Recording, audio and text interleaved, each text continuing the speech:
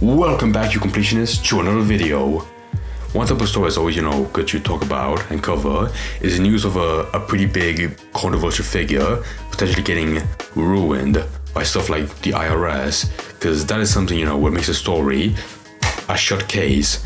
I legitimately can't name like a single time someone, has gotten away from it scot-free after an investigation by them. I mean, there might be, I don't know. I haven't looked up any cases that have.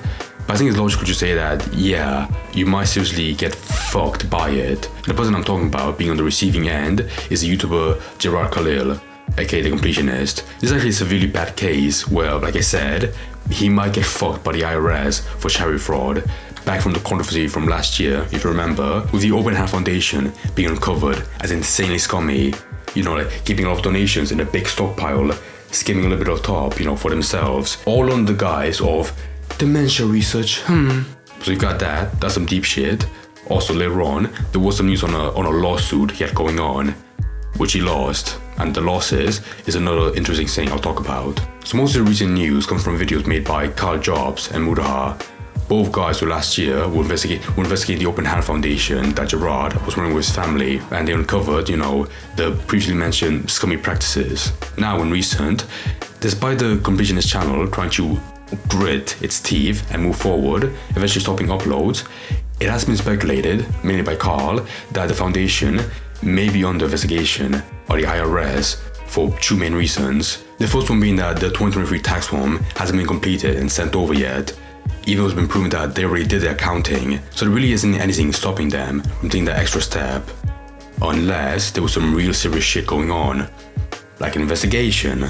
We know they've done their 2023 accounting because as part of their 2024 annual charity registration to the Office of the Attorney General, they needed to state their revenue and expenses for the previous year, which they did. It says that in 2023, the Open Hand Foundation raised $155,000. This is significant because it's by far the most revenue the organization has ever reported in a single year. Another interesting thing about this form is that it shows the Open Hand Foundation is still holding on to $200,000, and this is before their 2024 golf charity event. And that could have been sparked because with how big the controversy was, the wave of people reporting it for charity fraud. And I don't know shit about that, like I don't even know what taxes are, but I know full well even a tiny bit of a tip to the IRS would be enough to get them suspicious of something.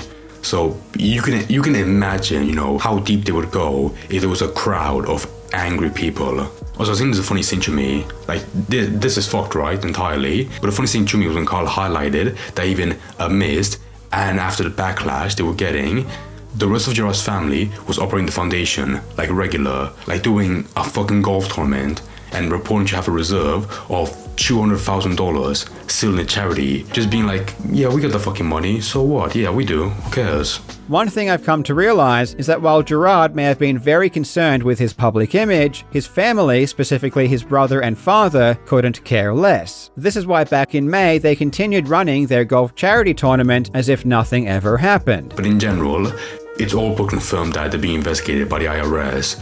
So although I don't know when we'll be hearing more about that, I do know that we will be at some point. But now for the lawsuit mentioned before, which is actually the second most covered by Mudaha, even though he said he was done with drama, but I guess everyone is. They want to get into it again. But the lawsuit I was alluding to, that spanned over a year, was in relation to that gay roleplay server, NoPixel. Because to give some background, Gerard has a company, the One Video Entertainment, you'll be hearing referred to as Tove, and they sued NoPixel, or the company who runs it, Coil Content Creation, because a developer known as DW was helping write code for the server, but he was working under Tove at the time. So they saw it as them being entitled to like half NoPixel. Like it literally says right there in the document, in bold, 50%, clear as daylight. I think everyone can agree that that is butt fucking mind-numbingly dumb, and the judge agreed. Like, he said those exact words when he denied the lawsuit going to trial, and he said that Tove was full of shit. So they lost in late October this year. But I think the most shocking part to me was how much they paid. Because even though they didn't go to trial, and it stayed at a sort of premature state, at least from my understanding, it still accumulated over $233,000 in attorney fees, which Gerard now has to pay back. I think the main reason cited for it going nowhere apart from the clear lazy extortion of money, was how a form of immigration fraud was committed, I believe, which was a pretty big point of contention. But the reason I'm writing to you is that if Tove did loan out Tracy to work at Coil, then Tove is engaged in immigration fraud, and you may have unwillingly assisted in doing so. So seeing now, looking back, I think this is one of the stories that falls on the category of still being developed, because this is crazy shit coming out, but also it has the potential to grow into much worse stuff. That lawsuit is already a closed case. It's over. Jabran's company will have to pay that back, but it is compiled with the bad luck he has alongside the IRS investigation that feels very prevalent. I actually find that way more interesting because that lawsuit was an instance of a clearly greedy retard moment.